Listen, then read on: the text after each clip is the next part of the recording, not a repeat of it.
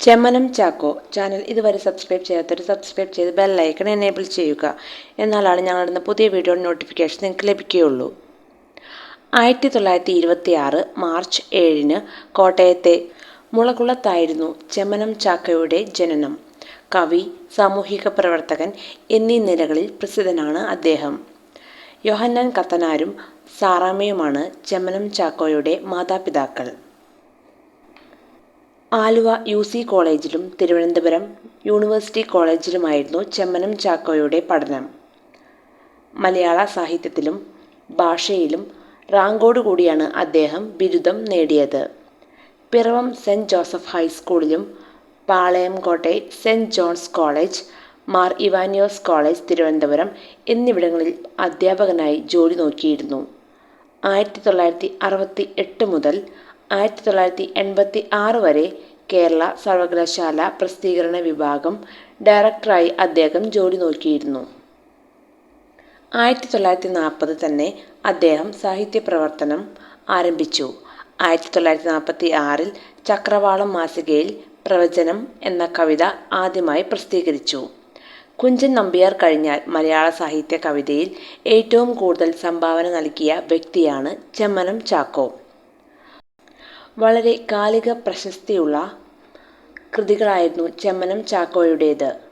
തനിക്ക് ചുറ്റും നടക്കുന്ന സംഭവങ്ങൾ നേരിട്ടും അല്ലാതെയും വിമർശനത്തിലൂടെയാണ് അദ്ദേഹം ജനങ്ങളിലേക്ക് എത്തിച്ചത്. ചാക്കോയുടെ എഴുത്തുകളിൽ കേരള സമൂഹത്തിൻ്റെ ചിത്രീകരണം വളരെയധികം കാണാൻ സാധിക്കും. ചാക്കോയുടെ ഓരോ കവിതകളിലും സാഹിത്യ, സാമൂഹിക, രാഷ്ട്രീയ പ്രശ്നങ്ങളെക്കുറിച്ച് അനുവാചകനെ ബോധവൽക്കരിക്കാൻ അദ്ദേഹം ശ്രമിച്ചിരുന്നു.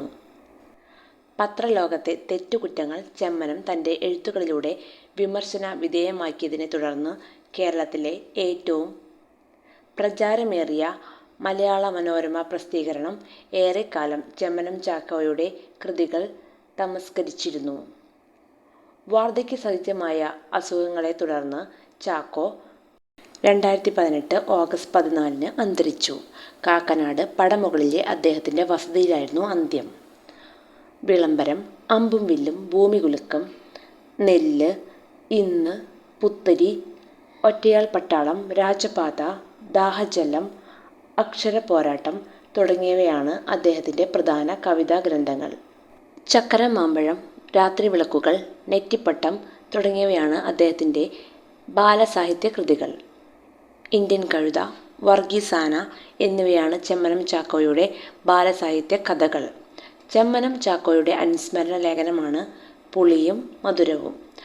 1977 കേരള സാഹിത്യ അക്കാദമിയിൽ നിന്നും കവിതാ അവാർഡും 1995 ഹാസ്യസാഹിത്യ അവാർഡും 2006 സമഗ്ര സംഭാവനയ്ക്കുള്ള പുരസ്കാരവും 2004 മഹാകവി ഉള്ളൂർ കവിതാ അവാർഡും 2004 തന്നെ സഞ്ജയൻ അവാർഡും 2012 കുഞ്ചൻ നമ്പ്യാർ പുരസ്കാരവും അദ്ദേഹത്തിന് ലഭിച്ചു.